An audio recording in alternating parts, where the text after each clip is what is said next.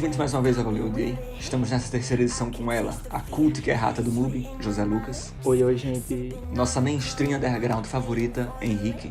Fala, galerinha. E eu, seu apresentador gamer e fã de tensão sexual entre homens héteros, Leonardo. Vamos falar sobre diversas coisas que nos impactaram nesse mês de julho. Podem ser músicas e filmes, até canais do YouTube e memes. Começamos com José Lucas. Então, o meu primeiro favorito que eu queria mencionar aqui foi um filme que eu vi no início do mês. Eu pensei em falar de outros filmes, mas como eu vi no meu Letterboxd, que eu vi 9 filmes, e desses 9, 7 foram revisões ou filmes antigos, aí eu só vi um lançamento no mês. E esse é um lançamento que nem desse mês, desse caso, mas que é o Maia, da Mia Hansen-Løve, que acho que foi um filme que tá assim foi muito esquecido, assim, passou muito fora do radar, as pessoas não se importaram muito.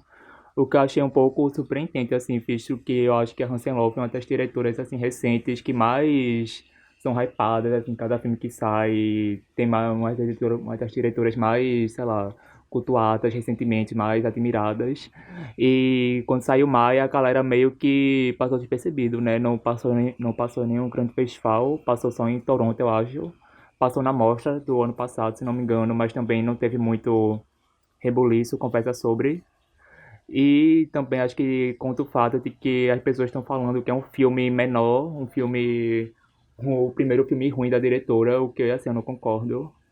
Que eu acho que depois do último filme dela, né, que é o Que Está Por Vir, que foi com Isabelle Huppert, as pessoas meio que colocaram assim um padrão muito alto pra cima dela, que ainda mais depois, sei lá, de Eden e de Até Meu Primeiro Amor, acho que se formou assim um padrão de qualidade para Hansen Løve que era muito alto e que qualquer filme que não cumprisse com esse padrão meio que seria considerado filme ruim.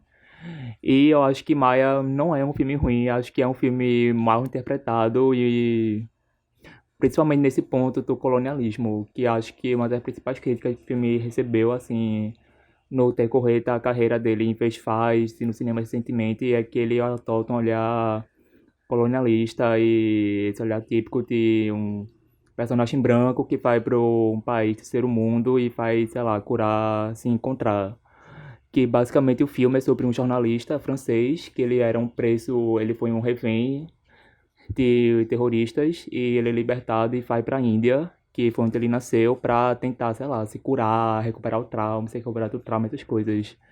Que é muito uma narrativa, muito assim, na cara, para mostrar, sei lá, o cara branco indo para um país exótico e, sei lá, se descobrindo no meio do caminho, uma linha bem comer, rezar e amar.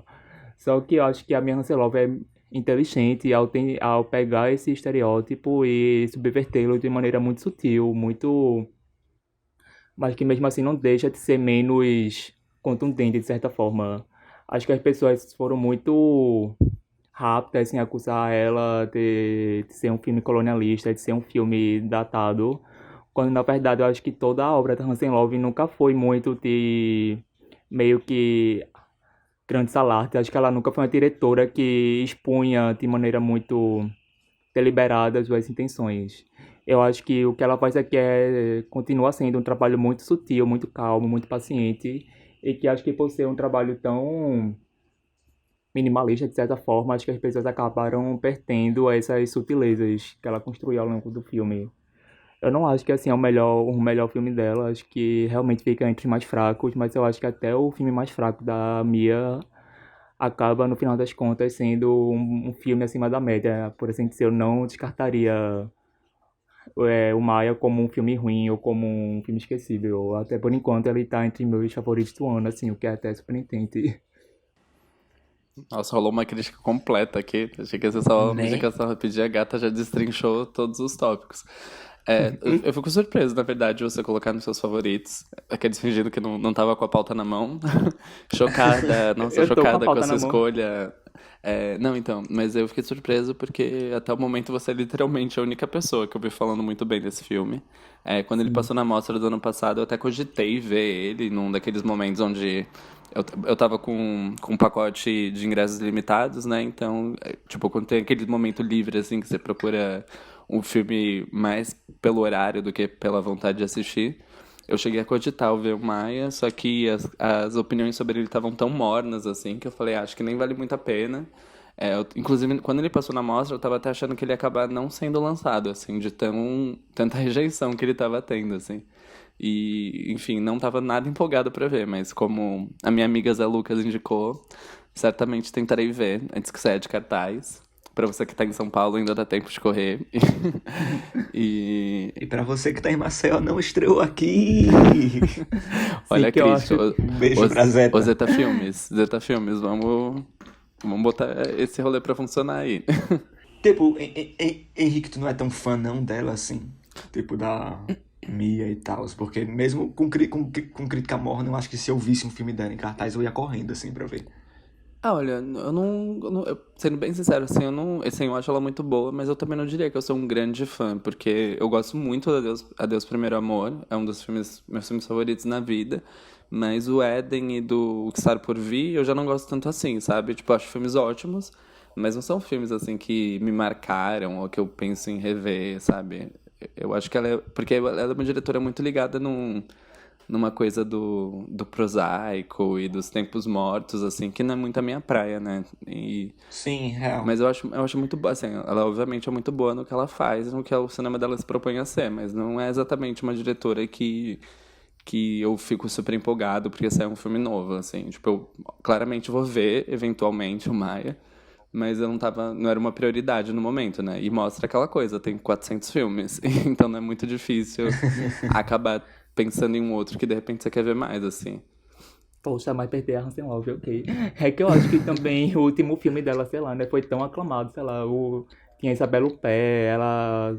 Acho que o filme, a parceria dela com a Isabelle Huppert foi muito feliz, né, que eu acho que a Mia Hansen-Løve é uma diretora que dá muito espaço para os atores, acho que a encenação dela dá muito espaço para os atores ocuparem a cena. E eu acho que quando não tem uma atriz ou um ator que consiga sustentar esse peso todo, acho que o filme meio que acaba enfraquecendo, que eu acho que é o caso desse Tumaya, que o ator é o mesmo ator que fez o aluno Thais Pé no Que Está Por Vir, que assim é um ator que segura as pontas, mas não é um pé, né? Acho que não tem não tem essa sustentação da cena, assim, que ela tem, não tem essa presença, o que acaba meio se perdendo, mas só pelas qualidades da Mia Hansen-Løve, acho que ela é talentosa o suficiente para conseguir sustentar esse time sozinha. E também tem a fotografia belíssima, maravilhosa da Helene Luvar, que é uma das minhas diretoras de fotografias preferidas. Ela trabalhou com a Elisa Hittman, com a Alice Hallhauscher, com várias diretoras assim, famosas, recentes. E o trabalho aqui dela de fotografia é maravilhoso, assim, ela captura as luzes, assim, esse clima ensolarado da Índia de uma maneira muito linda, assim, acho que um dos trabalhos de fotografia mais bonitos que eu vi no ano, e acho que, assim, pelo menos para os fãs da diretora, acho que merece, assim, dar uma olhada e uma repensada melhor, assim, no filme, que eu acho que vale a pena. É a diretora de fotografia de Beach Reds? De Essa Beach mesmo. Reds Putz, e de Lázaro Feliz. putz. A gata Botou arrasa pra mesmo. fuder. O meu é um filme também. E é um filme que passou aqui no Mirante Cineclube, que é um cineclube maceuense e tal, fazendo uma divulgação. Vamos ter sessão todo primeiro sábado. E foi um filme chamado O Sol, do Mediondo, que é considerado... Eu não vou fazer essa afirmação, mas aparentemente é o primeiro filme africano produzido na França, assim. Aí vai... Tá, acho que eu vou cortar porque eu não tô seguro sobre essa afirmação. Mas é um filme que ele meio que lida com uma questão de colonização, mas mais ainda ele lida com a questão do trabalhador africano em terras europeias, assim. Tipo, como esses trabalhadores são colocados em situações que eles têm que procurar tanto trabalho quanto local para viver e são sublocados. Tipo, basicamente isso que a gente tá vendo hoje com a crise dos imigrantes, na crise de povos africanos mudando para a Europa nos anos 60, 70. E o diretor faz isso com a forma de sátira, assim. É um filme que é muito... Ele usa muito de um humor irônico, fortíssimo, assim, sem, tipo, ser com uma forma muito fechada, porque, tipo, é como se o filme tivesse um começo que é muito simbólico, assim, uma coisa muito da questão do colonialismo e os símbolos desse colonialismo, e depois ele meio que desbanca para uma sessão de meio que sketches, assim, sabe? É meio que tanto interações sobre questão interracial, de relacionamentos interraciais, colorismo, é, ele interseccionaliza tudo isso em um humor bem ácido, assim. Eu achei um filme bastante interessante. Inclusive, ele recebeu Leopardo de Ouro em Locarno, em 1970. O que não é pouca merda, né? Olha aí, Ainda mais Locarno. para as garotas que gostam de Locarno, eu realmente, eu realmente nem sabia que esse filme existia até, sei lá, 2 semanas atrás, quando eu fui no meu Letterboxd, tipo, uma galera marcando como fiz e curtindo, eu achei assim. É que eu sou uma pessoa que, assim, foi muito. Abre um livro pela capa, né? Acho que eu me interesso e a capa desse filme não me pareceu muito chamativa. Aí eu fiquei, ai, Sim. será que eu vou ver? E aí, e o filme foi tipo feito pelo diretor. Ele trabalhava lá como dublador. Ele trabalhava como dublador para filmes americanos que tinham negros. E aí ele juntou com a dublagem trabalhando em filmes assim, ele juntou o orçamento para gravar esse filme. Durou 4 anos. E foi um orçamento de US$ 30 mil, assim. Foi tipo um filme realmente feito com muito afinco e muita vontade de soltar ele no mundo. E até hoje ele é bem, tipo, atual, assim, ainda mais com essa crise de refugiados, mas também sobre, tipo, a maneira que ele discute temas que hoje ainda são debatidos, sabe? Amanda Sessão Cult e falou de, assim, apenas filmes, apenas obras acessíveis. Apenas filmes acessíveis. Agora eu vou representar o lado mais cult underground pra não ficar de fora dessa. Pra não parecer que eu só vivo de cinema pipoca aqui. E agora eu vou dar dica de um livro, que é um livro de poema. E eu não gosto de poesia, na verdade. Não sou muito fã de poesia, especialmente poesia contemporânea. E esse, no caso, é um livro de poesia contemporânea, mas que eu achei muito bom. Que ele é o Sete Notas sobre o Apocalipse ou Poemas para o Fim do Mundo, da escritora Tatiana Nascimento. Eu conheci a Tatiana mês passado, quando eu fui num congresso sobre literatura queer na USP. E ela foi uma das palestrantes, né? Fiquei muito apaixonado pela fala dela. E lá fora ela estava vendendo alguns livros.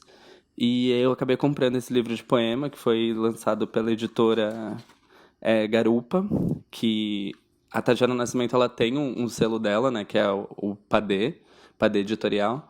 E só que esse livro não foi lançado pela editora dela, né? Foi lançado por uma outra editora, assim, enfim, que conhecia o trabalho dela, né, e achou massa juntar esse livro. E o que eu gostei muito nele, apesar de não ser muito fã de poesia, é que ele é um livro de poesia que é quase uma prosa também, assim, porque os poemas dele realmente vão construindo uma narrativa e, enfim, ela é uma autora negra e lésbica, né, então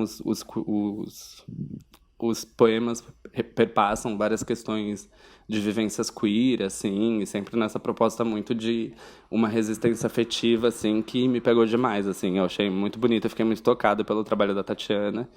E, tipo, eu recomendo muito, assim, não só para quem gosta de poesia, mas também para quem se interessa pelos temas enfim, de assuntos queer ou de negritude, buscar conhecer todo o trabalho que a Tatiana faz, assim, porque ela é muito maravilhosa.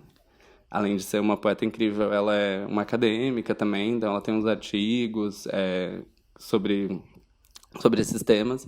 E também vale a pena conhecer esse selo dela, né, que eu já falei, que é o Padê Editorial, onde ela divulga principalmente pessoas lésbicas, bissexuais, transexuais e pessoas negras, né? Então é um jeito muito massa, assim, o jeito que ela cria essa plataforma para divulgar outras pessoas que dificilmente são publicadas em outros locais, assim. Então, para o pessoal que adora falar, tipo, eu queria conhecer mais autoras mulheres, mais autores negros, mais autores LGBT, mas é difícil de achar. Tá aí a dica, é só procurar Padê Editorial que você vai conhecer um monte de gente massa, fora desse cânone heterocentrado, branco e cis que a gente tem visto por aí. Gente, não sei se vocês sabem, mas o MUBI tá tendo uma retrospectiva. Momento cult, atenção. Tá tendo uma retrospectiva dos filmes do casal, chama Ristrop e Daniel Huyer. Na verdade, já tá acabando a retrospectiva, acho que ela começou faz um mês mais ou menos. E pra quem tava querendo ver os filmes do Casal numa boa qualidade, assim, remasterizado, com a legenda okzinha, eu acho que, assim, essa chance foi imperdível. Principalmente porque os filmes dele só tem um pouco difícil de achar, assim, até acho que, sei lá, em streaming ou em site de compartilhamento de filmes, são filmes assim um pouco difíceis de serem encontrados. Então acho que essa retrospectiva do Mumbai foi boa assim para dar uma passada nos filmes mais importantes do casal. E acho que também para introduzir assim para os não iniciados na carreira do casal. Assim, eu acho que os filmes deles são meio assim, esse estereótipo do cinema de arte, né? Que o cinema chato, enfadonho, hermético, incompreensível. Que a galera faz chacota, tipo, e não pode ser que os filmes deles são filmes super fáceis que você vai ver num sábado à tarde comendo uma pipoca. Porque são realmente filmes complicados de se assistir. Tem que entrar com vontade, com bem acordado. Não pode ver com sono, porque assim, né? São filmes complicados de começar. Mas as fãs amam, tem 5 fãs pelo mundo, todas amam. Eu, eu comecei a ver e assim, complicado, né? Tem uns filmes que eu dormi depois de 20 minutos, tem outros filmes que eu amei, assim, achei muito interessante. E eu acho até pra quem não curte muito essa vibe, acho que vale a pena pelo menos dar uma olhada ou em um filme ou em um curta deles, porque eu acho que eles têm um conceito estético muito interessante, muito presente nos filmes. E essa relação de estética com a história alemã e com a questões de moralidade, de memória, essas coisas. Eu acho que eles têm um conjunto, eles pensam os filmes numa linha muito teórica, quase acadêmica, que os filmes deles são quase ensaios históricos sobre a história europeia, de certa forma, que eu acho muito interessante. E o último filme que eu vi deles, que acho que foi o filme favorito deles, foi o Moisés e Arão, que é uma filmagem de uma ópera de Schoenberg do século XIX, e é muito interessante. Acho que não só para quem gosta de ópera é o meio, o filme, principalmente porque eu gosto de ópera, eu gosto de ouvir ópera, ver ópera, e esse filme meio que me interessou por ser essa filmagem. Mas assim, pra quem tá interessado, ainda tá rolando, o MUBI tem um mês de graça pra quem quiser só dar uma olhada e não pagar nada. Eu acho que é uma Tá, e semana só ainda agora, Gay. é uma semana só, é um mês, Eu né? acho que tá 30 só uma dias. semaninha. Eu acho que diminuíram o tempo do. Poxa, mas enfim, uma semana tá tempo de ver um filme ou 30 minutos do filme e dormir. E é essa a minha segunda recomendação, assim, para as curtes, nossos ouvintes curtes. Eu acabei de olhar aqui pra trazer informação, né? Que o nosso podcast também tem informação. Ainda tem 2 filmes deles em cartaz no MUBI. Então quem decidir fazer o cadastro hoje ainda consegue ver. Ainda consegue ver 2 filmes. E tem mais filmes vindo por aí, pelo visto. Não acabou ainda, não. Misericórdia. Eu adorei que foi a recomendação, mas não recomendo, que eu já ouvi. Então Não, ele, eu ele falei, mais tipo, olha, quem gongou os curte, filmes. Recomendo muito, mas é chato, é enfadonho, Não, é é triste. Acadêmico. quem curte, curte, né? Quem não curte, não curte. É pras iniciadas, é pras entendidas. O meu também é um filme, é o Tudo que o Céu Permite, do Douglas Sirk, em inglês All That Heaven Allows. E eu vi esse filme faz o que, uns 2 anos, assim. Só que, tipo, quando eu vi, eu tratei como, é um filme de drama, assim, ele é muito foda, tal, tal, tal, tal. Só que hoje, como eu sou mais estudado em melodrama, o filme cresceu muito pra mim, cresceu, tipo, absurdamente. E, tipo, estudando e vendo como o Douglas Sirk desenvolve esse estilo e esse gênero, e como o filme consegue, tipo, é aquele tipo de filme que eu sinto que quanto mais estudo sobre cinema se tem, melhor fica, assim.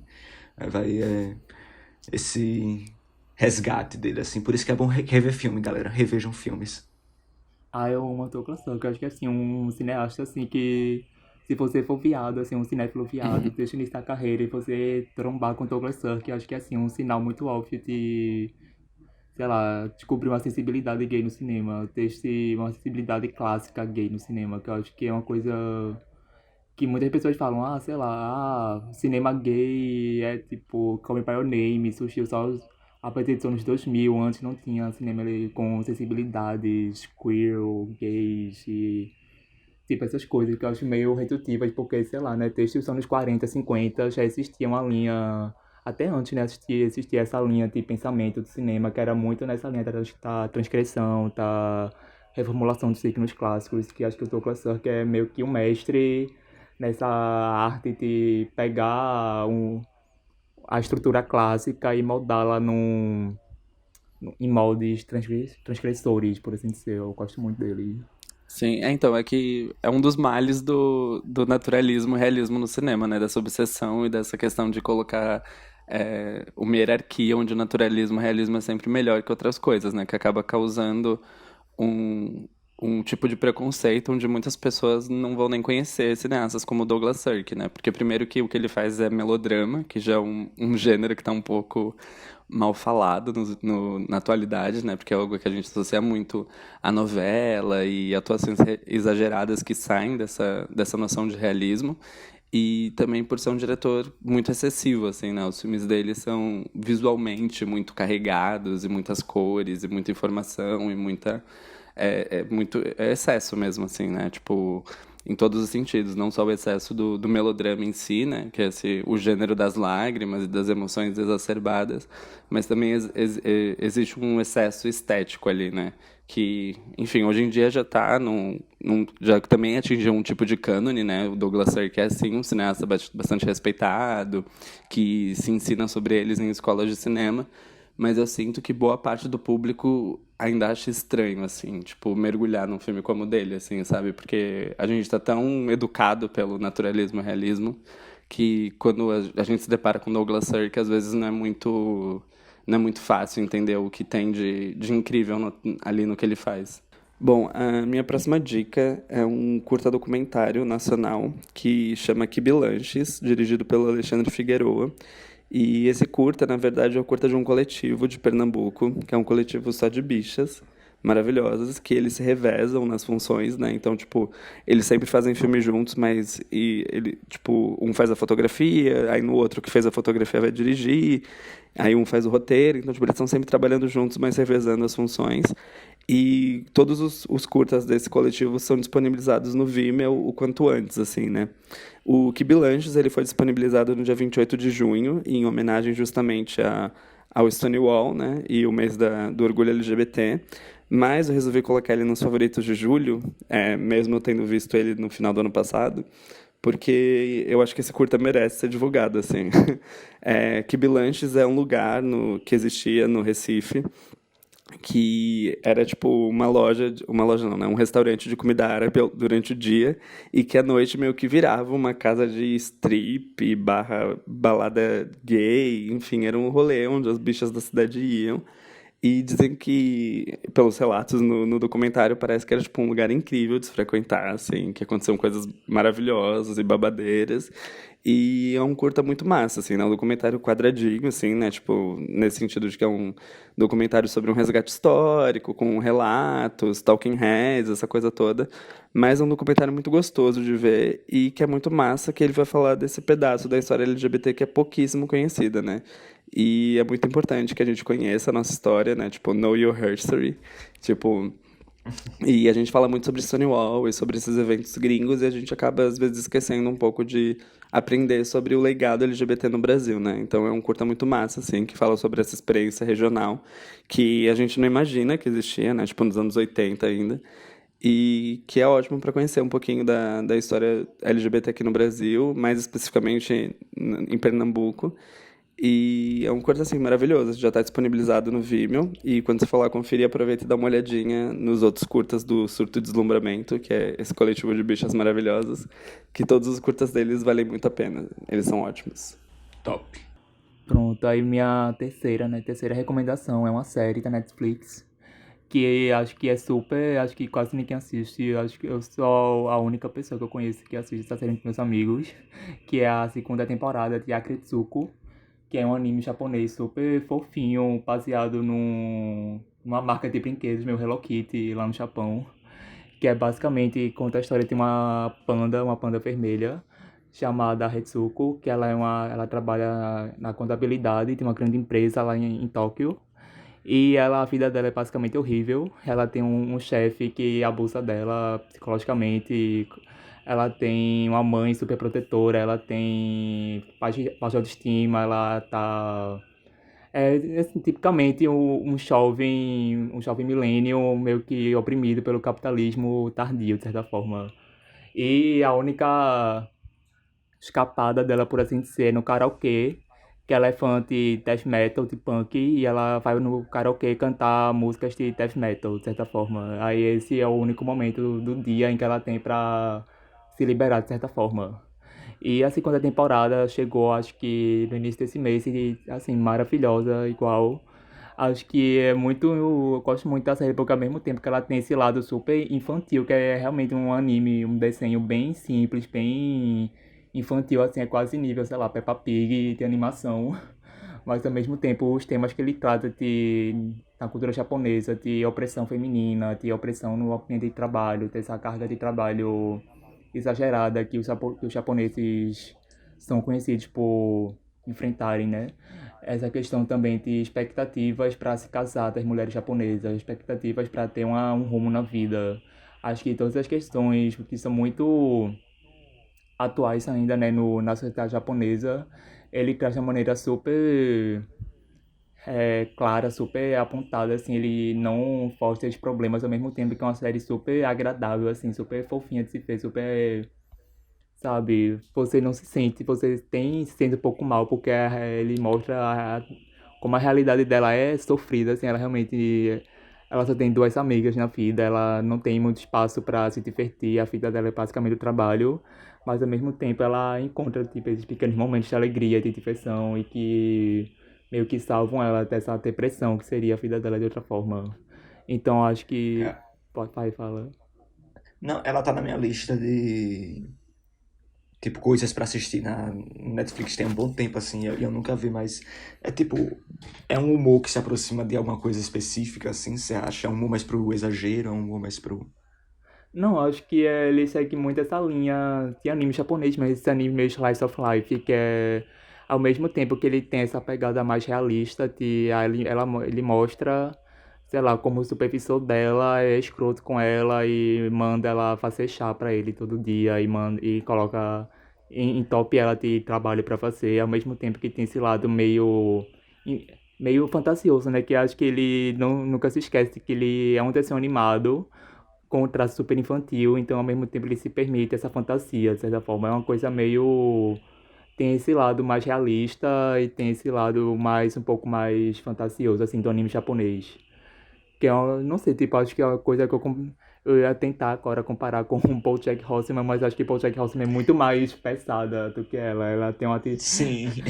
tipo, a Ketsuko trata de problemas pesados, assim, como o trabalho, depressão, falta de perspectiva, baixa estima. Ao mesmo tempo, ele tem uma atitude mais fofinha, por assim dizer. Acho que até pela personagem, pelo ambiente do desenho, que é todo uma coisa, assim, muito kawaii, por assim dizer. É como eu acho que isso seria, sei lá, tipo, se a Hello Kitty tivesse no mundo meio BoJack Horseman, uma coisa assim, uma Hello Kitty sofrida. A gente já falou demais dessa série aqui, eu trazer mais uma vez é foda, mas eu vou falar da trilha sonora de Euforia. Ai, que viado previsível. Que viado previsível, meu Deus, porque ela é maravilhosa, mas é porque ela é mais porque, tipo, ela é tão eclética quanto os próprios personagens em si da série, sabe? Tipo, tem coisa como que me fez ela me fez descobrir uma outra coisa favorita que tá na lista também, que é tipo a Agnes Obel. Tem Migos, tem Beyoncé, tem Air Supply, tem Labyrinth. Labyrinth fez tipo umas 3 músicas especiais pra série. É ele que tá na música tema principal.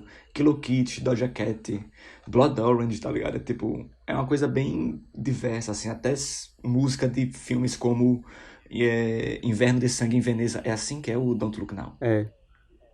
Pronto, até músicas como do filme Inverno de Sangue em Veneza aparecem assim. Eu acho que ela, tipo, tá no Spotify, você consegue acessar lá as músicas de todos os episódios. Tem Lizzo, tem Anderson Paak, tipo, muita música boa, assim. Bom, a minha terceira coisa favorita nesse mês de julho é a parceria da Charli XCX com a Christine and the Queens, a música Gone. Esse álbum da Charli XCX, né, que já tá com o setlist anunciado e tem, tipo, 327 parcerias, como virou quase um padrão nos álbuns da Charli, né? E, por enquanto, a única single que tinha sido lançado era a parceria com a Lizzo, o Blame It On Your Love, que me deixou um pouco decepcionado, porque eu achei que a Lizzo foi um pouco subaproveitada nessa música, né? Que acabou que ela foi usada só pra fazer um rap ali na parte final da música, de um jeito muito pop tradicional, assim. E eu tava um pouco receoso com o caminho que esse álbum ia tomar depois dessa música, que eu até gosto, mas não acho muito incrível. E quando lançou Gone, eu fiquei, tipo, muito, caralho, é isso que eu queria, sabe? Porque a Charli e a Christina, elas estão realmente num dueto ali, né? Tipo, não é como se a Christina aparecesse só no final pra cantar um verso. Elas estão realmente num jogo ali, onde uma canta e a outra responde, e a música tem uma pegada, tipo, meio anos 80, assim, meio, tipo, da música tem uma pegada muito romântica e intensa, assim, e chegar num ápice, assim, onde os sentimentos dessas duas mulheres explodem, que eu acho muito maravilhosa, assim, tipo, eu tô muito obcecada nessa música, e é música pra performar, tá ligado? Tipo, pra colocar no último volume e ficar cantando junto, e se jogando no chão, fazendo caras e bocas, assim, eu acho maravilhoso. É tudo que eu podia esperar dessa parceria e todas as expectativas foram superadas. Eu também Maravilhosas. amei a música, eu também nem esperava muito, eu nem sabia, nem esperava, na verdade, muito da música, porque eu acho que eu também não conhecia muito da Cristina. Aí, como eu não conhecia muito ela, não era, sei lá, um nome já conhecido, entre aspas, né, no meio, como, sei lá, Carly Rae Jepsen ou Cupcake ou Kim Petras, é um nome ainda pouco conhecido, eu acho, nesse cenário musical atual, meio que tava ignorando, assim, mas a música é realmente tão boa, é tão, sei lá, aqueles pop rock chiclete que de qualidade, assim, que você escuta e vicia e fica escutando e dançando e cantando. Acho que, tipo, a marca da Charlie, né? Acho que ela meio que se consolidou em ser essa artista que faz 500 feats, todos super pegajosos e viciantes, com esse pop, e ao mesmo tempo tem uma pegada meio experimental, meio pega elementos, sei lá, do rock, da PC Music e transforma numa coisa super acessível e viciante, assim. Sim, então, e eu gosto muito da Christine, né? Eu acompanho o trabalho da Christine já faz alguns anos, e eu tava um pouco, assim, falando, tipo, de todas as parcerias, era que eu mais fiquei, tipo, nossa, mas como elas vão cantar juntas, tá ligado? Porque eu acho bem diferente o som que elas fazem, e acabou sendo muito bom, assim, ver, tipo, que a parceria deu muito certo, assim, sabe? Que elas conseguiram achar um lugar em comum, onde a música tem muita pegada da Charlie, ao mesmo tempo também tem a cara da Christine, e que, enfim, não foi o que aconteceu com Me, da Taylor Swift, por exemplo, né? Que eu acho que é uma música que não tem Sim. muito o que a gente esperava do Brandon Urie, assim, o que é uma pena, né? Que, tipo, eu acho que uma parceria entre os dois poderia ser muito mais criativa. E a Charli XCX e a Christina and the Queens acho que foi, assim, um casamento perfeito, assim, onde cada uma contribuiu com o que faz de melhor e saiu uma coisa totalmente diferente e maravilhosa. Eu vou falar de outra série que faz um tempo já que lançou também. Eu comecei a ver mês passado, mas que terminei esse mês, enfim. Que é uma série maravilhosa, que é a The Other Two, que é a nova série da Comedy Central, que meio que veio pra substituir a Broad City. E que é, assim, uma das melhores comédias do ano, com certeza. É maravilhosa, engraçada. Acho que fazia tempo, assim, que eu não via uma série que era tão abertamente engraçada e hilária e cômica, que ela é escrita por dois seis roteiristas do Saturday Night Live, que é o Chris Kelly e a Sarah Schneider. E a série basicamente trata de três irmãos. Dois deles estão na casa dos 20, 30 anos. Eles vivem em Nova York e são numa linha meio quebrada, assim, essa linha meio millennial, pobre. Que um deles é ator, mas ele não consegue nenhum papel interessante. Ele só consegue, sei lá, comercial de desodorante ou, sei lá, comercial de comida, em que ele é o cara que cheira um pum. Tipo, ele pega uns papéis bem meia boca. E a irmã é meio que uma corretora de imóveis que vive fazendo bico porque ela não ganha muito bem. Ela dorme nos prédios em que ela apresenta para os clientes, uma linha bem assim, trash mesmo. E do nada eles descobrem que o irmão menor dele, que tem 13 anos, meio que virou uma estrela da noite por dia por ter lançado um single, meio que nessa linha de Justin Bieber, tipo uma linha meio parodiando Justin Bieber, que uma criança do interior dos Estados Unidos lança uma música qualquer falando sobre amor pré-adolescente e vira um hit da noite por dia, assim, ele começa a receber contrato, ir pra premiere de filmes e ganhar, e sei lá, pro VMA, pro prêmio Sneak.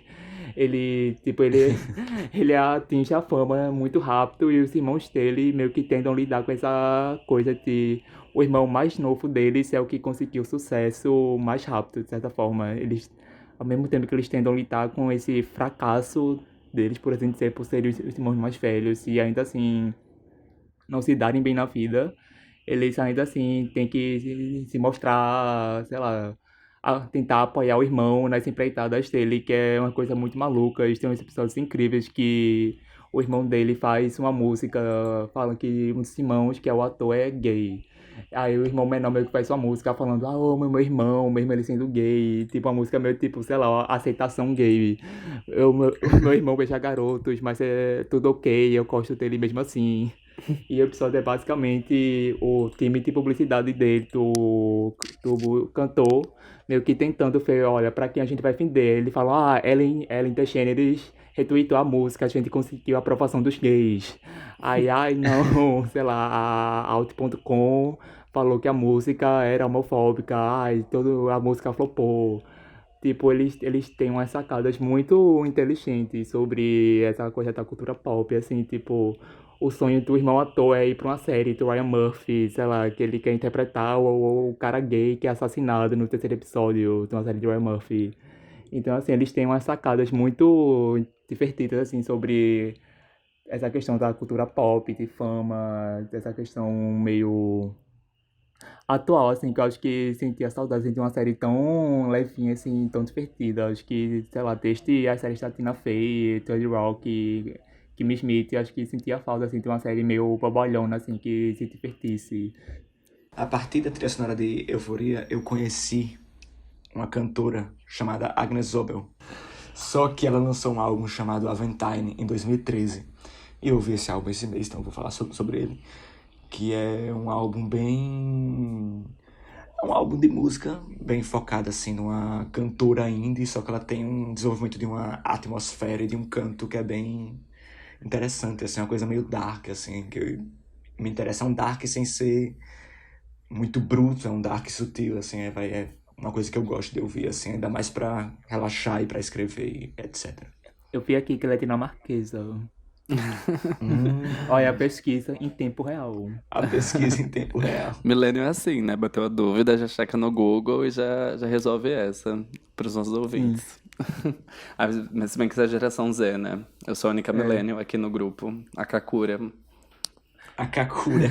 Eu nunca ouvi a Agnes Obel, mas eu acho que, assim, pela descrição que tu falasse, pelo que eu tô vendo aqui no Google, acho que ela tem uma relação assim, com as cantoras que eu amo, que é, sei lá, Pet for Lashes, ou uma coisa Like Lee, uma coisa... Então, eu jurei que vocês já iam conhecer. Eu jurei que ia ser tipo, ai meu Deus, bicha, tu só ouviu esse álbum agora e tal. A gente não, bichas Júnior. Feliz que eu trouxe. As bichas hipsters, que como assim você nunca ouviu essa cantora? Acho que também outra cantora que acho que ela se parece uma que eu amo também, que ela é dinamarquesa também, se não me engano, é norueguesa, que é a Anna von Hauswolf, que ela é uma cantora pop, mas que pega uma cantora pop que toca órgão, ela faz música pop com órgão de igreja, que é uma linha bem assim, Caralho. ela mistura pop com rock meio progressivo e tudo feito num órgão. Acho uma linha assim muito essa coisa dark, mas ao mesmo tempo gosto assim entre aspas, né, que é meio dark, mas uma coisa mescla esse pop com esse lado mais clássico, por assim dizer, experimental. Eu realmente não conhecia, eu claramente ouvi, né? Se tá na trilha de Euforia, eu acabei ouvindo no episódio, É mas... aquela música que toca no final do primeiro episódio, quando elas estão indo se deitar na cama da Jules. Amor, não vou me lembrar. Eu não vou lembrar exatamente, mas Mas- devo ter achado vibes, devo ter achado boa. Mas vou dar uma olhadinha depois. Então, continuando então no série de músicas, eu vou indicar o disco da Kay Flay, o novo álbum dela, que chama Solutions. E a Kay Flay é uma cantora que eu gosto bastante, assim, que ela tem uma pegada que me agrada muito, que é essa coisa de ser um pop, ter uma pegadinha ali meio de rock também, e ao mesmo tempo que ela tem letras muito pessoais, assim, né, de experiências próprias e muito sofridas e íntimas, assim, né, então ela tem essa coisa meio Tove Lo, assim, de ter umas letras muito não profundas, né, mas tipo, umas letras muito sinceras, né, e que a gente se identifica com coisas que a gente passou na vida, mas ao mesmo tempo a música é gostosinha de ouvir enquanto faz uma faxina ou colocar pra dançar, assim.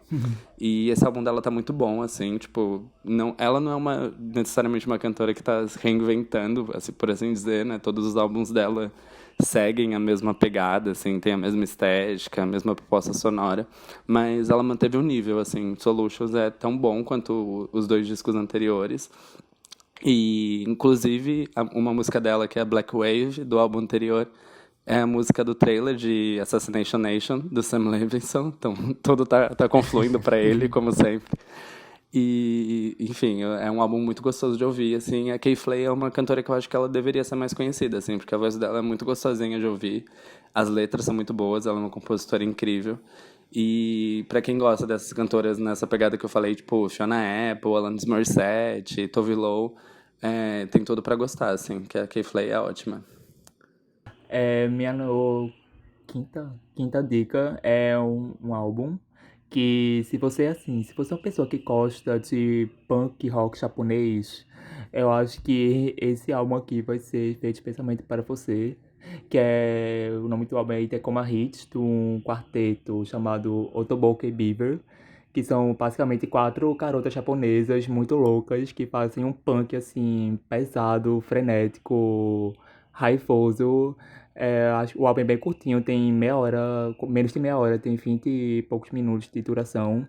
Mas assim, o álbum é uma loucura. Tem uma proporção assim que você pode escutar facilmente assim numa tacada só, que ao mesmo tempo que ele é muito tem essa estética muito pesada, metal, assim, muito raivosa, ao mesmo tempo ele é super gostosinho de se ouvir, que acho que ele pega muito, ele mistura tanto essa linha mais punk rock, frenética, raivosa, meu banda de garagem, ao mesmo tempo em que ele tem muito uma verve meio girl group, assim, ele tem muito essa coisa de mesclar esse punk com a sensibilidade meio pop, mas sem parecer muito, sem diluir essa estética mais brutal, assim, das guitarras e da gritaria que elas utilizam aqui. Mas basicamente toda a música que elas têm que ter nesse álbum tem, assim, é uma música super pegajosa, chiclete, assim, é uma música para você ao mesmo tempo gritar, desesperado na sua casa e ficar dançando. É um álbum ao mesmo tempo super enérgico, super frenético e também, mas ao mesmo tempo é super gostosinho, assim, de se ouvir, é super eficiente, você consegue curtir ele de maneira muito rápida, assim, eu acho que é um lançamento que meio que, por ser, sei lá, né, uma banda de punk rock japonês, inevitavelmente vai acabar sendo menos olhado, né, pro público, mas eu acho que para as fãs, assim, de rock pesado, de um punk rock frenético, fica aí a dica, Itekoma Hits, do Otoboke Beaver. Recomendo, maravilhoso. Maravilhoso pra ouvir, assim, nos seus momentos de fúria. Uma das coisas que me deixou muito feliz foi lançado, acho que no sábado, foi o trailer da série de Watchmen, que a HBO vai lançar no final desse ano. Porque eu tô muito feliz, eu tô, tipo, absurdamente feliz. Vai ser a parte mais nerd hétero do podcast, assim. Porque eles vão resgatar o Watchmen, mas eles não vão refazer o filme, eles vão fazer, tipo, uma continuação alguns anos depois, assim, como aquelas ações reverberaram no mundo de hoje, assim. Então, tipo, o Rorschach, ele foi apropriado por um grupo nacionalista, assim, por um grupo que parece bem de uns incel, assim, que é muito engraçado, porque, de certa forma, o Rorschach no nosso mundo também foi. apropriado pelos incel de uma forma absurda. E eu só quero pensar em como eles vão ressignificar e lidar com essa coisa de heróis nesse Estados Unidos, que tá bem intenso, uma coisa tipo pós-Trump, assim, o fascismo bem forte em tudo que eles querem apresentar da série. Inclusive até vão resgatar o Dr. Manhattan, que no trailer ele aparece assim, né? Então eu tô bem ansioso pra isso. Eu nunca vi o Watchmen, mas eu vou ver só porque os showrunners, né, são os mesmos de The Leftovers, então assim, né, Leftovers e Lost. tudo que eles Leftovers tudo e Lost. Lost eu não vi porque eu sou muito jovem pra ver Lost, mas tudo que os criadores de Leftovers fizerem eu vou acompanhar mesmo, não entendendo nada dessa coisa do Watchmen, nunca, acho que eu nunca me interessei mesmo, mas só pelos diretores eu vou acompanhar pra ver se eu acabo gostando. Nossa, quando o Watchmen lançou, eu tava no ensino médio ainda, o filme. E eu lembro que eu não tinha idade pra ver. Acho que eu e meus amigos, a gente tinha tipo 14 ou 15 anos. E a classificação era 16 ou 18. E a gente teve que comprar pra um outro filme, que se eu não me engano na época foi Spirit. E entrar na sala escondida, assim, tá ligado? Tipo, foi uma grande aventura pra gente, assim. E eu lembro, eu vi o filme só nessa época mesmo, né? E eu não sou hater do Snyder, né? Então, eu lembro de ter gostado bastante, assim, eu lembro de ter achado bom. Também gosto dele. Eu não tô, Também gosto não tô bastante tipo, dele. super hypado com essa série, mas eu tô curioso, assim, vou dar o meu voto de confiança. Bom, a quinta indicação que eu vou dar no programa de hoje, dos meus favoritos de julho, foi não a série Stranger Things em si, mas um aspecto específico dela, que foi as personagens mulheres de Stranger Things. Porque desde a primeira temporada, a melhor coisa em Stranger Things são as personagens mulheres, né? Tem um artigo muito bom, que eu gosto muito, que a autora analisa justamente como na primeira temporada é Eleven, a Nancy e a personagem da Winona Ryder que guiam a narrativa, assim, né? Que tem essas três tramas separadas que vão se confluir no final, mas que cada uma delas é guiada justamente pelas personagens mulheres. E é algo que pouca gente reconheceu, assim, né? Tanto que muita gente chegou a falar que Stranger Things era misógina por ter poucas mulheres, né? Porque é uma série que eu acho que passa pouco no Bechdel Test, assim, né? Porque cada uma dessas mulheres está inserida em núcleos muito masculinos, mas no fim das contas são elas que são realmente as personagens, as heroínas ali que estão fazendo a trama avançar. E na terceira temporada isso não só se confirmou, como eles acabaram acrescentando novas personagens mulheres maravilhosas, que é a Robin, que ficou ali numa subtrama com o Steve e o Dustin, que é uma personagem incrível, assim, super divertida e que também avança muita coisa na trama, assim, né? Muito dos mistérios são solucionados por causa dela. E outra personagem maravilhosa que entrou essa temporada também no mesmo núcleo da Robin, do Dustin e do Steve é a Erica, né? Que é a irmã do Lucas. E, assim, ela é maravilhosa também, tem umas tiradas incríveis, assim, e é uma personagem muito dona de si, apesar de provavelmente ser a mais nova do elenco.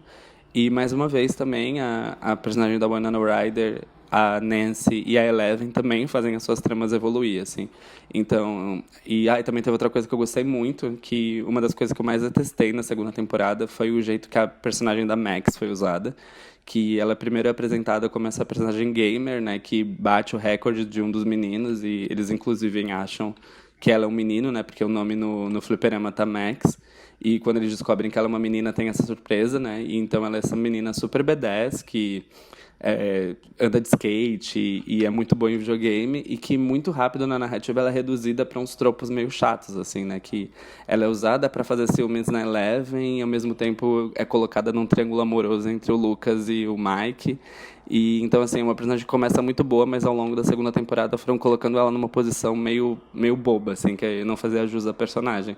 E nessa temporada rola um resgate dela de alguma maneira, assim, né? Existe um foco muito grande nos primeiros episódios numa amizade entre ela e a Eleven, que foi uma das minhas coisas favoritas, assim. E o que eu queria em Stranger Things é que esses meninos saíssem da história e ficassem só as mulheres, assim, porque elas são muito mais maravilhosas e elas que fazem a história andar pra frente, assim, porque só elas resolvem as coisas e elas perdem muito tempo tentando convencer os meninos de que elas estão certas. E a série seria melhor se fossem só elas, assim. Eu quero um spin-off, que é só as garotas de Stranger Things fazendo uma gangue, assim, e saqueando os Estados Unidos, não sei, mas Enfim, porque a melhor coisa da série são elas, assim, donas e proprietárias. Eu tô curioso pra ver essa a terceira temporada. E quem sabe a gente até faz um programinha pra cá, não sei.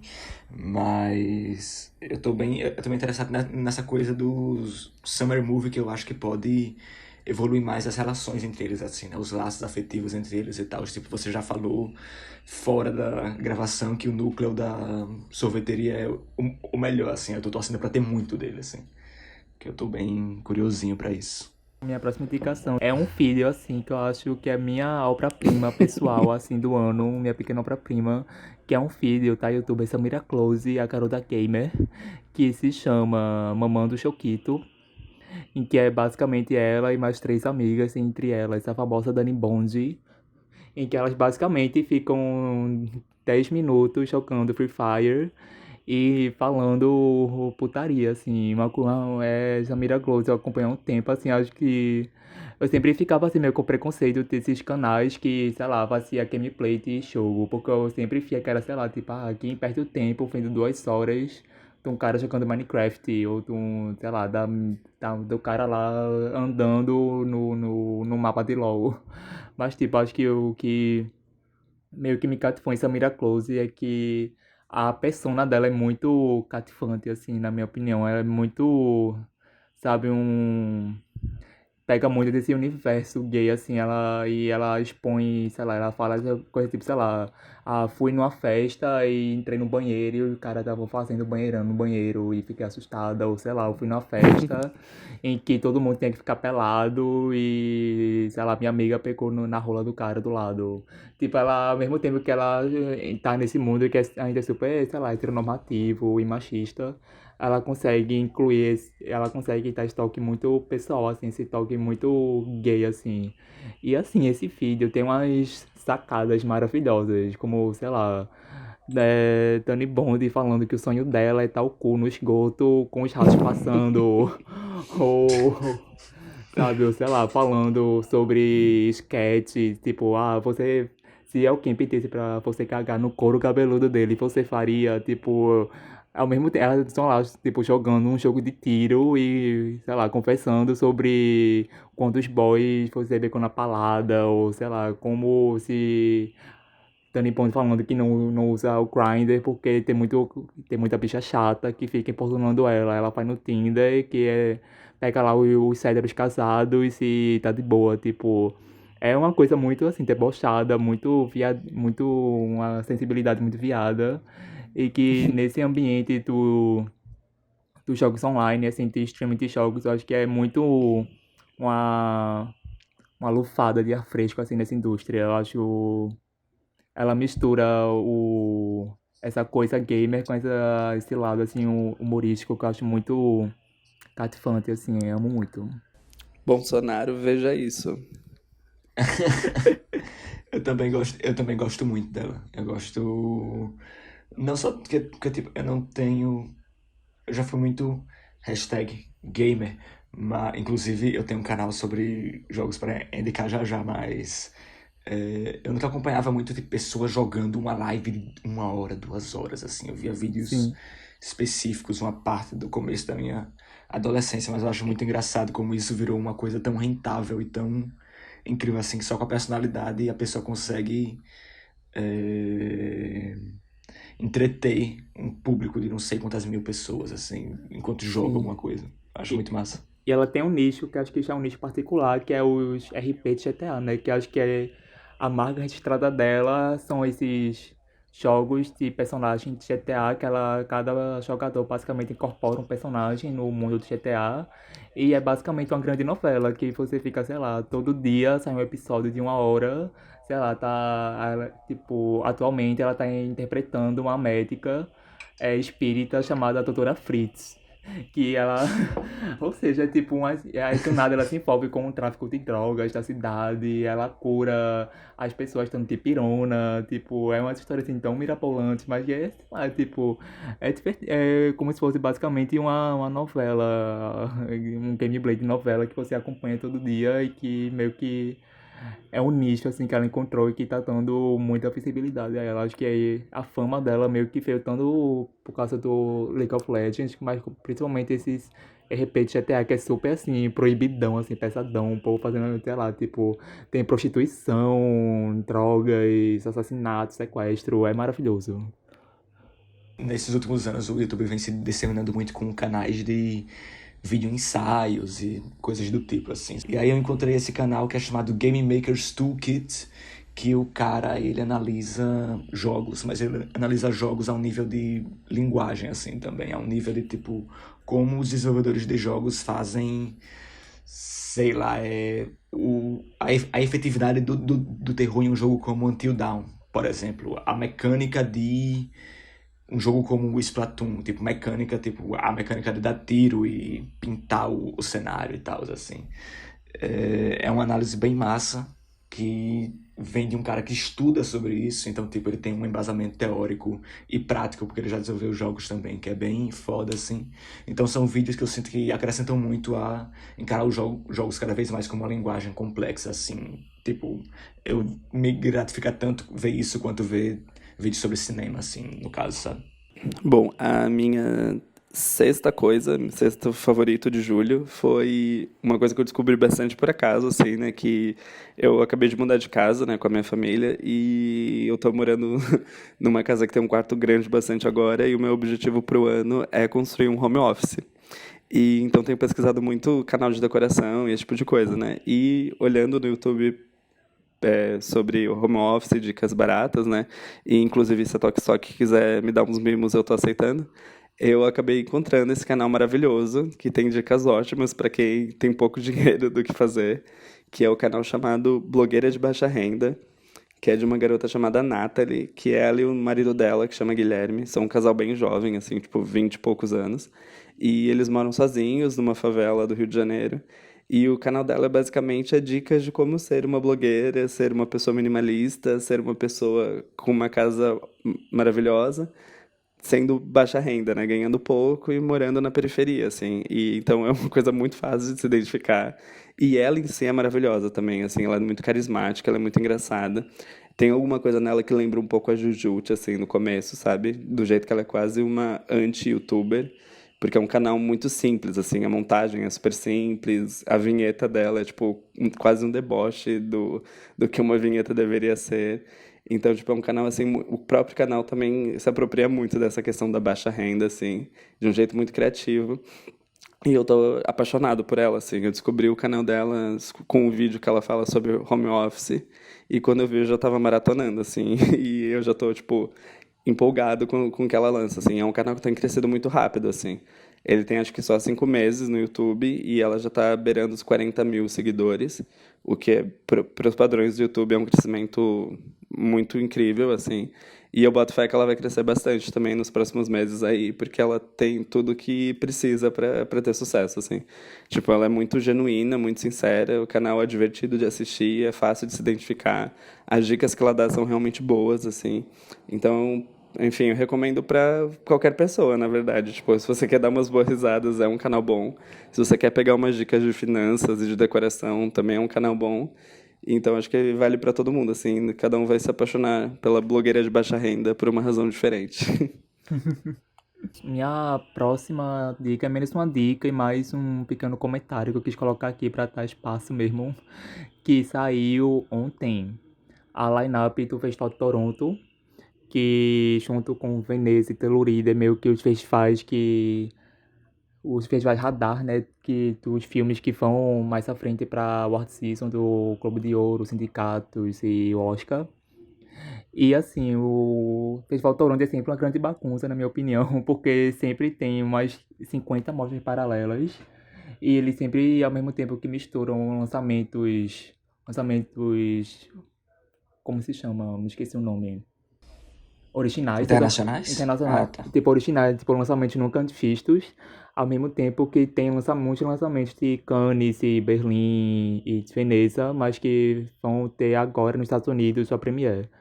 Então, ao mesmo tempo que nesse ano tem os filmes de Cannes, como o Parasite, do Bong Joon-ho, o filme do Almodóvar, que vai estrear agora nos Estados Unidos, né? Já estreou aqui no Brasil, mas agora que ele vai ter a premiere no festival, o Frank, do Arasakis, ao mesmo tempo que tem vários filmes que são, assim, super cotados pro Oscar, né? Como tem filme do La Rain, que fez o Check, tem o filme do Adam Goyan, tem o filme da Soderbergh, que vai ter a Meryl Streep, vai ser o novo Oscar bait da Meryl Streep, né? Acho que ela tá em busca da nova indicação. Tem o filme do Robert Eggers, né? Que The Lighthouse, que tem o Robert Pattinson e o Willem Dafoe.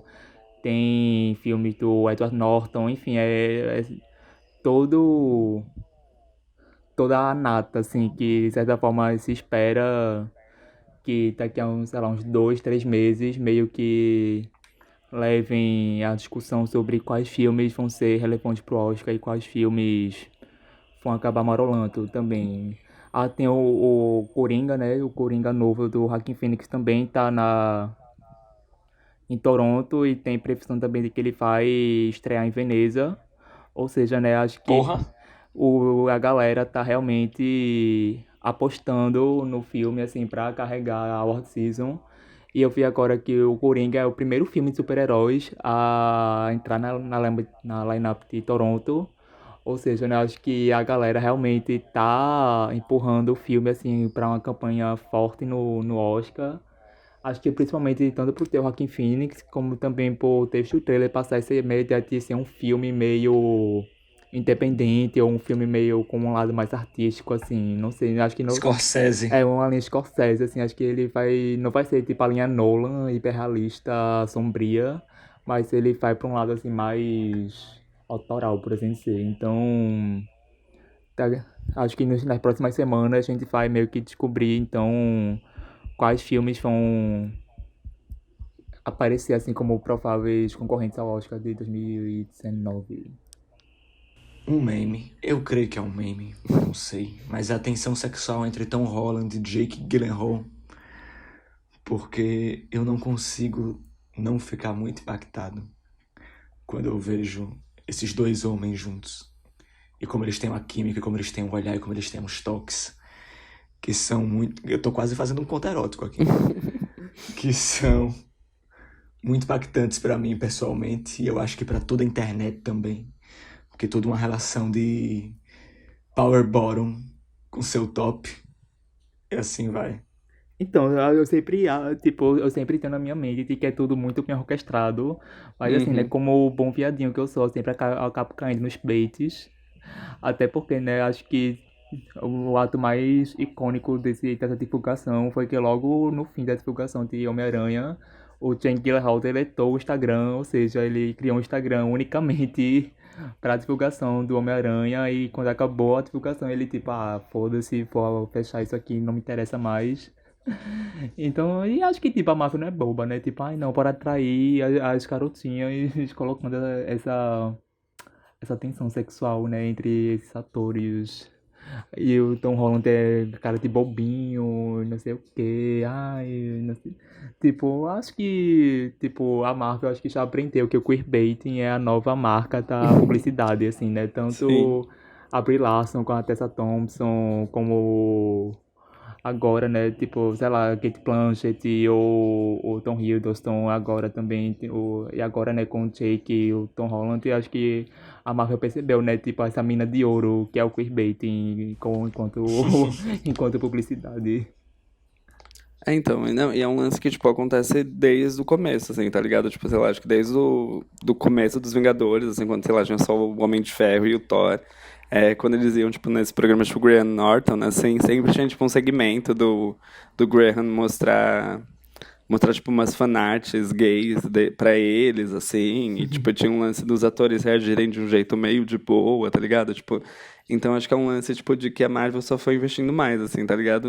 Se no começo, tipo, o público começou a fazer essas fanfics gays e a Marvel viu que rendia, agora eles já estão deixando cada vez mais liberados, tá ligado? Tipo, eles já deixam meio caminho andado pro público só ter que completar dali. Mas eu adoro, assim, tipo, apesar de ser um queerbait, uma busca pelo Pink Money, e aí eu acho sempre uma delícia ver essas entrevistas.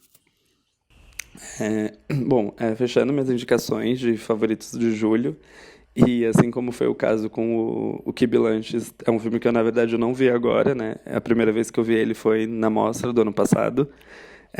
E foi um filme que me impactou demais, assim, e ele entrou em cartaz no MUBI recentemente, e então eu tive a chance de rever, que é o filme Holiday, de uma diretora chamada Isabella Eklof, que é um filme maravilhoso, assim, para discutir questões de gênero no cinema, né? Bom, depois que eu vi o filme a primeira vez, eu fiquei bastante impactado e fiquei procurando entrevistas com a diretora, porque eu queria... É uma coisa que raramente eu faço, né? Tipo, raramente eu procuro saber qual era a intenção do autor em fazer aquela obra. Mas no caso de Holiday, eu fiquei muito curioso para ver as ambições dela, assim, e o que ela propunha com o filme. E cada entrevista eu gostava mais dela, assim, porque ela tinha uma visão muito refinada do que era a discussão sobre gênero, assim, né?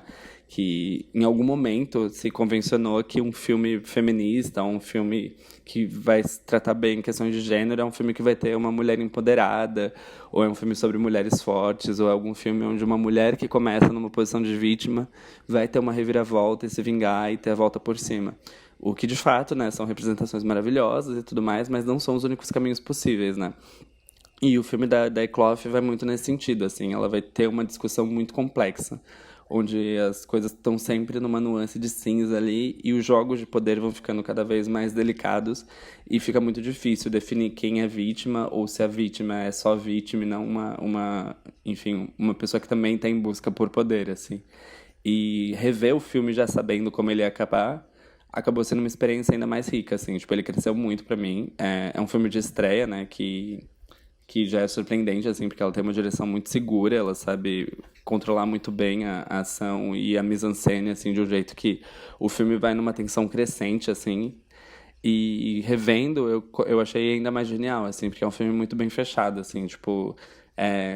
o jeito que ele vai se desabrochando, assim, e você acha que tá entendendo uma coisa e ele vai cada vez mais te dando um nó na cabeça e você vai tendo que rever os seus próprios julgamentos sobre a personagem, é muito genial, assim. E o fato de ser dirigido por uma mulher, eu acho que acrescenta muitas nuances pra esse tudo, assim, né? Porque é um filme que já tem muita gente problematizando. Você vai no Letterboxd, tem muita gente acusando o filme de ser misógino, especialmente por uma cena de um teor sexual um pouco forte, assim, e bastante explícito.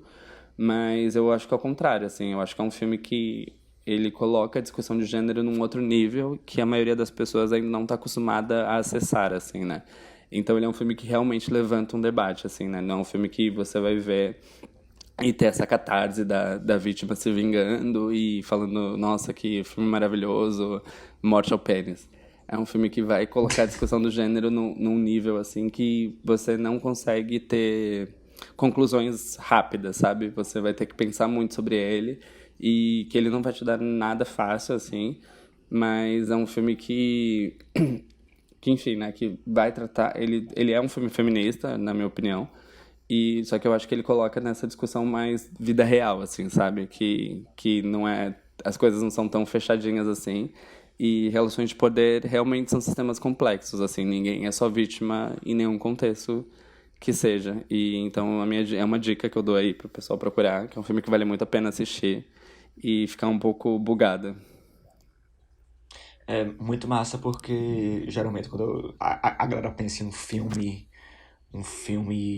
vamos fazer um filme militante, assim, é muito um padrão específico, uma caixinha do que é ser militante e tal. E no caso, na maioria das vezes é repetir o que a pessoa pensa que é aquilo que ela concorda, assim, e tal. Só que, tipo, um filme que dá esses nós, realmente, não é à toa que ele gera todo esse desconforto e essas problematizações. E talvez se tivesse sido feito por um homem, iria ter mais gente chamando de misógino do que tem, Sim. eu sinto. Com essa muleta do local de fala, né, ficaria muito mais fácil colocar o filme dele. É porque é a mesma coisa que aconteceu com o L, né, do Paul Verhoeven. O fato dele ser dirigido por um homem e ter essa cena de sexo que o filme tem, seria muito facilmente colocada numa questão de um fetiche, pela violência contra a mulher e tudo mais. Mas quando é uma mulher que faz, isso já é automaticamente ressignificado, né? Eu discordo que seria um problema se o homem tivesse feito. Eu acho que ainda seria um filme incrível. Mas o fato de ser uma mulher impossibilita algumas acusações fáceis, assim, sabe? E uma coisa que eu Sim. acho massa falar também, que para quem assistiu o filme, que vale a pena procurar as entrevistas com a Isabela, que os próprios entrevistadores, em algumas delas, vão com os posicionamentos muito calcados nisso que você falou de uns posicionamentos meio senso comum do que se entende por feminismo, né? E perguntam pra ela várias coisas, especialmente sobre a construção do protagonista masculino e da protagonista feminina. E ela fala uma coisa que eu achei incrível, que eu concordo demais, que ela fala que boa representação feminina não é só ter mulheres fortes, mas é também ter mulheres complexas. Então, vale muito a pena procurar algumas entrevistas com a Isabela, né? Porque em várias delas, os próprios entrevistadores vão um pouco com esse posicionamento, um senso comum, né? Do que se entende por feminismo e representações de mulheres, boas representações de mulheres no cinema. E questionam muito ela sobre a construção tanto do personagem masculino quanto da personagem da protagonista mulher. E uma coisa incrível que ela fala, que eu concordo demais, é que ela fala que boa representatividade de mulheres no cinema não é só ter mulheres fortes, porque nem toda mulher é forte, mas é ter mulheres complexas, porque toda mulher é uma pessoa complexa, né? Não toda mulher, mas enfim, toda pessoa é uma pessoa complexa. E se os homens podem ter personagens complexos, as mulheres também podem ter. E a protagonista desse filme certamente é uma personagem muito complexa, assim, né? Tipo, ela é um quebra-cabeça que a gente tá sempre tentando montar e claramente tem peças faltando, a gente nunca entende completamente as decisões dela e o que tá motivando tudo que ela faz. E é por isso que ela coloca essa discussão numa posição muito rica, assim, sabe? Que ela coloca o espectador numa posição onde fica difícil ter qualquer julgamento, assim. Então, eu acho muito poderoso, assim. E nas entrevistas o filme acaba crescendo um pouco mais também, porque dá pra ver que é um filme que ela pensou muito, assim, ela elaborou demais. Até o próprio pôster do filme que indica que o filme vai ser um filme sobre uma Vingança. rape revenge, assim, né? Uma vingança de estupro. E o filme nunca vai pra esse caminho, assim, né? Então, tipo, ela foi genial bastante para criar até um marketing que induz o público a pensar uma coisa que o filme dela nunca vai oferecer, assim. Então, vale bastante a pena procurar esse filme. Vamos para o nosso quadro final agora, nosso querido Valeu, Odiei, aquele momento que nós falamos sobre coisas que durante a semana fizeram a gente simplesmente olhar, levantar uma sobrancelha, fazer um sorriso estranho e falar valeu, odiei. Eu acho que podemos começar com você, Henrique. Bom, minha escolha para a semana é uma que também estava, de alguma maneira, na minha lista de favoritos, e também foi uma das coisas que eu mais odiei, que foi a última temporada de Stranger Things, que eu acho que começa muito bem, tem várias coisas interessantes que eles fazem, principalmente com as personagens mulheres, mas que na metade final vai ficando cada vez mais desinteressante, assim. Eu vi muita gente elogiando, dizendo que achou melhor do que a segunda, mas eu acho que em termos do plot central e do desfecho dado, foi a pior temporada até agora, assim. Eu quero dar Misericórdia. spoilers, mas eu achei, tipo, os últimos 2 episódios, assim, eu vi só porque eu precisava ver como acabava, sabe? Mas eu já tava totalmente desconectado, assim, da trama central. E, velho, teve umas coisas que os roteiristas fizeram que eu acho que, tipo, ficam muito repetitivas, assim, sabe? Tipo, tem muita cena da Eleven usando o poder que ela tem de ver o que as pessoas estão fazendo na hora, assim, sem estar lá. Tipo, de verdade, assim, tipo, chega a ter ela usando esse poder, sei lá, umas 3 vezes por razões diferentes no mesmo episódio. Também tem o tempo todo o Will colocando a mãozinha na nuca porque tá pressentindo a presença das criaturas lá do mundo invertido. Tem todo, tipo, O próprio Harry Potter. não, só que assim, são recursos visuais que são usados pra significar uma coisa dentro da narrativa que são usados, tipo, a exaustão, assim, sabe? Tipo, ao ponto de acontecer diversas vezes no mesmo episódio, assim. E fica até um pouco redundante, assim, sabe? Chega o ponto que a gente começa a pensar, meu, por que que eles estão perdendo tempo com esse tipo de coisa se a série só tá com 8 episódios, sabe? E achei que acabou que deixou o desenvolvimento dessa parte final um pouco truncado, assim. E eu acho que poderia ter sido muito mais, enfim, divertido, né? Como foram nas temporadas anteriores. Eu sei que muita gente odeia a segunda temporada, mas eu não sou muito hater dela. Inclusive, o episódio que todo mundo detesta, que é o da irmã da Eleven, É um dos meus episódios favoritos, assim, que eu acho que ele dá. Mas é do contra, viu? Não, É do contra, caralho. mas eu acho que as pessoas odeiam esse episódio porque ele meio que foge, tipo, parece que é um episódio, assim, à parte, né? Tipo, que não faz parte da narrativa central. Mas eu gosto dele exatamente porque é um momento muito de um coming of age da Eleven, assim, sabe? Que é um momento que ela não pôde ter ao longo da temporada. Então, esse momento que ela foge de casa e conhece essa irmã mais velha, que vira, enfim, uma figura de referência, assim, do que ela poderia vir a ser, eu acho que é um momento que onde ela realmente tá tomando decisões e tá crescendo por ela mesma e não só seguindo o que as pessoas ao redor dela estão dizendo que é o certo, sabe? Então acho que é um episódio que dá muito crescimento pra personagem, assim.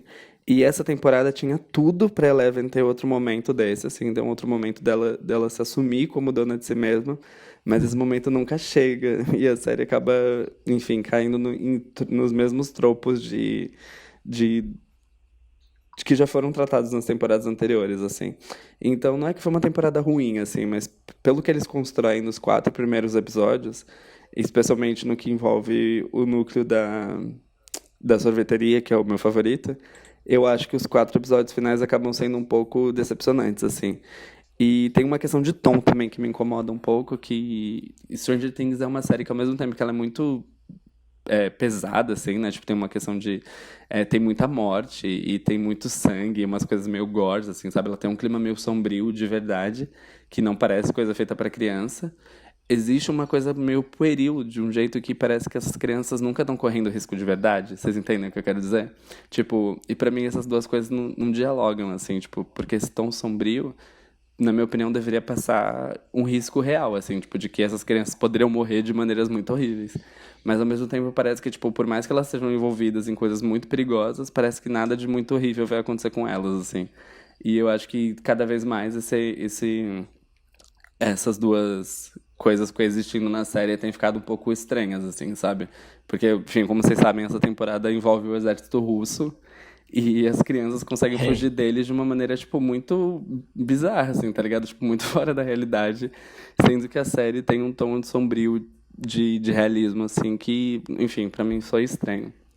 Bom, é isso, não é necessariamente ruim, tipo, não vou dizer que foi ruim, mas também não foi tão bom assim. Fiquei um pouco decepcionado. É isso, Zé Lucas. Pronto, como eu falei, eu odiei. Não sei se vocês sabem, mas eu tenho acompanhado silenciosamente a terceira temporada do Contra a Aya. Eu falo silenciosamente porque eu não quero admitir que eu tô vendo essa série ainda, porque Eu tô impressionado, você realmente nunca falou. é um pouco vergonhoso, eu admito. Mas assim, eu até.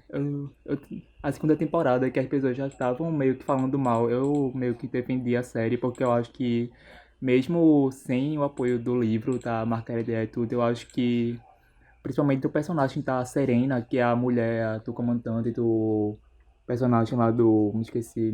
Do irmão lá do Ralph Fiennes, que eu me esqueci o nome dele.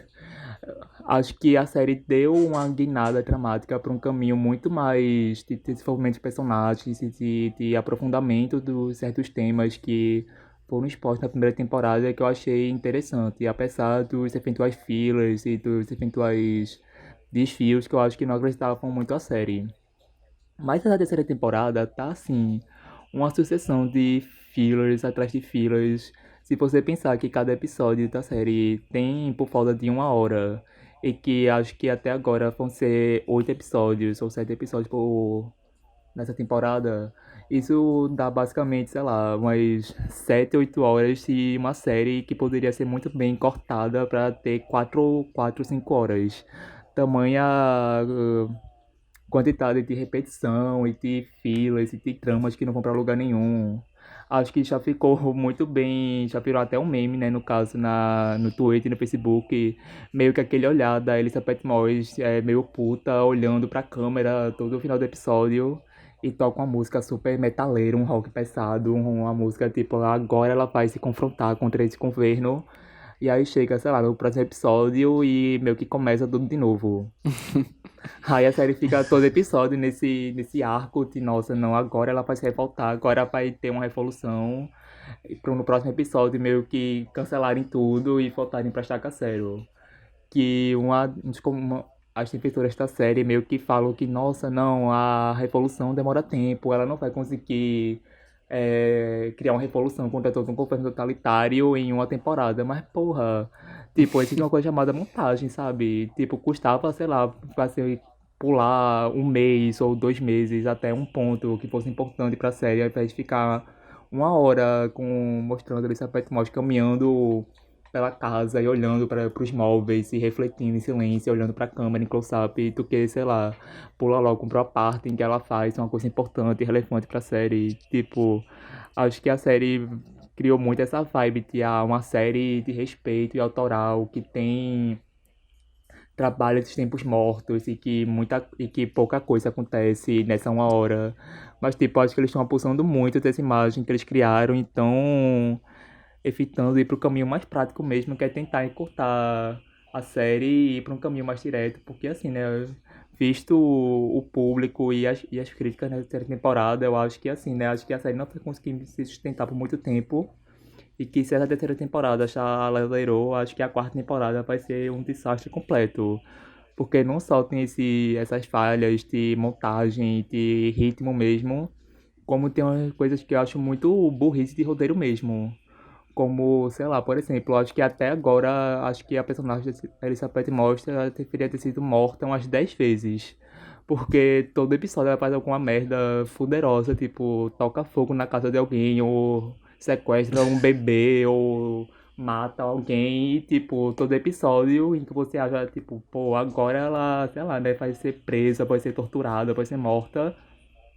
Chega, sei lá, o cara, tipo, não, pode deixar ela passar. Tipo, porra, tipo, é muito tentar dobrar o roteiro pra que o roteiro siga as expectativas da audiência, ou pra que tentar fazer uma coisa muito malucas, mas ao mesmo tempo não conseguir, sabe, suportar, aguentar no roteiro essas decisões muito malucas que ela faz. É, tipo, ela os personagens fazem coisas muito mirabolantes que nunca seriam condizentes com o contexto da série, né? O contexto meio totalitário.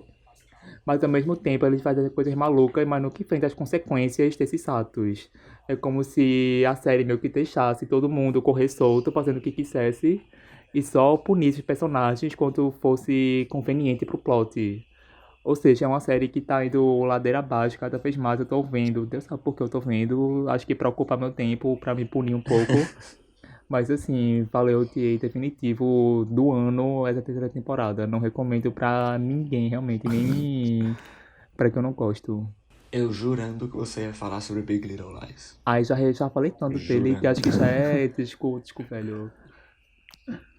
Eu percebi que eu não tenho exatamente alguma coisa assim pra eu valeu, odiei. Fala de Big Na Little verdade Lies. eu tenho. Eu falo de Big Little Lies.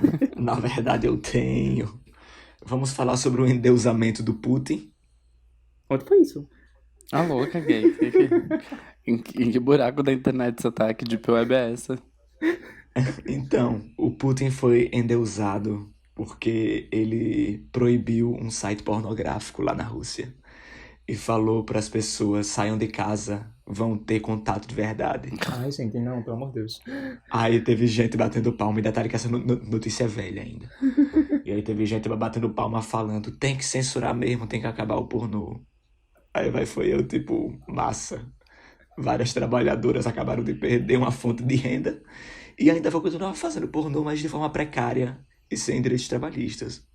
Parabéns aí. Eu acho que a gente já descobriu, né? Que a linha de Leonardo é ir pro lugar mais podres da internet. Sim. E sempre retirar. Foi o Twitter. Foi o Twitter. Amor, é porque O meu Twitter. você só se envolve Tive que ver pessoas. Isso mostra quanto sua vida era errada antes de conhecer a gente, né? Porque se seu feed só tem esse tipo de coisa, que você tá seguindo as pessoas erradas. Eu acho que isso diz mais sobre São você. os amigos. Eu tenho que aceitar O umas meu valor amizades. odiei é pro tipo de gente que Leonardo se relaciona. Que não dá mais. Eu tô cansada de ver reclamação sobre o seu Twitter. Toda semana uma treta diferente. Eu não aguentaria. Eu fecho um tweet na minha timeline e já fico tipo, gente, pelo amor de Deus, né? O que eu tô fazendo aqui? Então, só que eu já falei semana passada sobre BDSM, mas nessa sobre pornô, vamos ver se tem uma treta sobre prostituição até a próxima semana. Porque aí vai fechar a trinca. É isso aí, pessoal. Terminamos mais um episódio. Dá pra ver que minha garganta já foi pra casa do caralho. Tomara que até a próxima semana ela esteja ok. Algumas palavras finais, pessoal? Sim, curtam, compartilhem, comentem. Vou repetir isso todo o episódio porque eu sou a divulgadora louca. Mas sério, curtam, compartilhem, sigam a gente nas redes. Falei Odiei em Facebook, Twitter, Instagram. Pra, sei lá, né, acompanhar a gente. A gente posta memes, a gente... Tô pensando em falar baixaria no Twitter também. Então assim, né, sigam a gente, curtam, compartilhem com seus amigos. Até pra falar mal ou pra concordar com o que a gente fala. É sempre bem-vindo qualquer opinião. E é isso aí, basicamente. É isso, gente. Ajuda a nossa carreira de blogueira a acontecer, porque a gente acreditou que fazer faculdade era o caminho pro sucesso, mas a gente viu que não é assim, e que ser universitário o nosso diploma cada vez tá valendo menos nesse país, então o caminho é virar blogueirinha mesmo. Vocês precisam ajudar a gente a pagar os boletos. Até a próxima segunda, pessoal. E até mais. A risada de Leonardo é cada vez mais falsa. Bem tipo, acabar logo, viado safado. Vai...